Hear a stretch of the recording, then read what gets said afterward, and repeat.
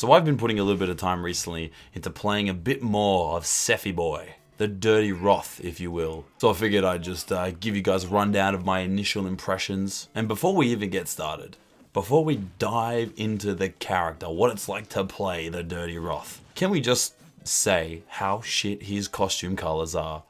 What in the actual fuck? You might as well just have Sephiroth with a shirt and then without a shirt, because all the colors in between look so similar in the actual game that they might as well be all black. Where's my like bright red Sephiroth that looks like Dante? Where's that? I want that. Anyway, let's not delve into that. Let's get into the actual character. So I'm just gonna say straight up, he's very fun to play. Very fun to play. He's pretty quick and mobile, and we're not even talking about one-winged form. But I think that's where any sort of speed stops, because all of these attacks feel pretty slow to me. They've got like a Byleth level of kind of wind-up, but also a Byleth level of range. Like seriously, Sephiroth is basically if Marth and Byleth and Robin had a three-way and made a beautiful Final Fantasy Cloud baby. And I'm totally okay with that. That sounds great in my books. But yeah, like I was saying, his attacks have like a lot of wind up. Obviously you just can't spam smash attacks because they're so fucking slow. But the only moves that have any kind of relative speed are the jabs and his down tilt, the slide. But his forward tilt's pretty good. Like it's not too slow. It's decent enough. And it's got a bit of range to kind of help control distancing, you know? I think the attack to me that seemed the craziest was his up smash. Like, holy shit, that not only has this ridiculous arc where he swings that massive fucking sword. If you time somebody trying to recover on the ledge and they try to dodge and you're just like, no sir, not today, and you hit them with that shit, oh my god. And then he's like jumping up B. It's very similar. It's got a very similar kind of arc. Obviously not as big, but it's pretty good. Speaking of air attacks, his neutral air is pretty good. I'm still trying to get used to the wind up on the forward air and the back air, but his neutral air is really, really good. All right, so let's talk about his specials, right? So I think his neutral B is pretty good. I feel like it's good at forcing movement, right? Like you obviously can't hold the charge like Robin can, but like because of just the crazy blast radius that it has, you have a really good opportunity to control space, especially when they're trying to recover. And they're trying to recover, and you sit there and you time up the Giga Flare, and you let that motherfucker go, and they're hanging on the edge. It's like, what do? Do they try to jump back on stage and get caught in that blast? They can't sit there and sit on the edge. The invincibility frames are going to wear out. It's actually crazy how good that move is at edge guarding. I use it all the time. All the time. It's ridiculous. His forward B is probably my least favorite move. Okay, let me rephrase that. I like the move. I think it's really cool.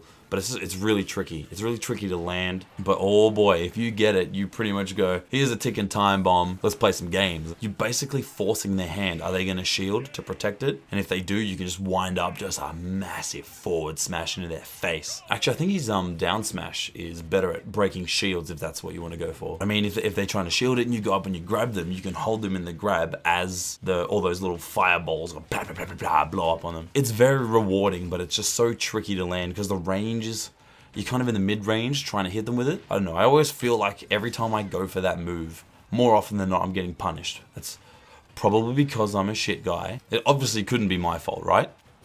Right? Anyway, let's move on to his best move. The up B. Good fucking lord, how good is that move? Being able to not only control the speed, to delay it in the air by charging so that you can basically change your timing of your like descent and stuff. The ability to change the angle of it. That move is so fucking flexible, it's ridiculous. And the fact that like if you don't charge it and try to recover, you grab the ledge, but if you hold it and charge it and then recover, you'll go past the ledge. So just the ability to manipulate the way that you're recovering is so crazy good. It's so good. There's been so many occasions where like I've been hanging on the ledge or I've been trying to recover and they've been like, okay, I'm going to time this attack so that when you come back onto the ledge, you fall into my attack. So what I do is I'll hold the charge in the air so that like they miss the timing on their attack and I come in and oh my god, it's so good. Oh, his reflect is pretty good. It's not like high tier level of reflect, but it's pretty good. If they hit you, the damage that you reflect back onto them is just crazy. And I mean, it's always a positive that even if you don't hit somebody, it still goes off. So you're not like completely defenseless, but yeah, it's pretty good. It's pretty good. I think it fits in his kit pretty well. I think my biggest issue with the Dirty Roth is his throws. Like his throws are alright, but I just never feel like I can kill anybody with it.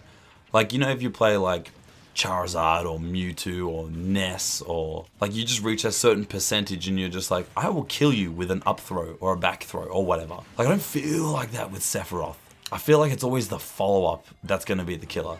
But I guess if he had ridiculous throws, then he'd be a bit too good.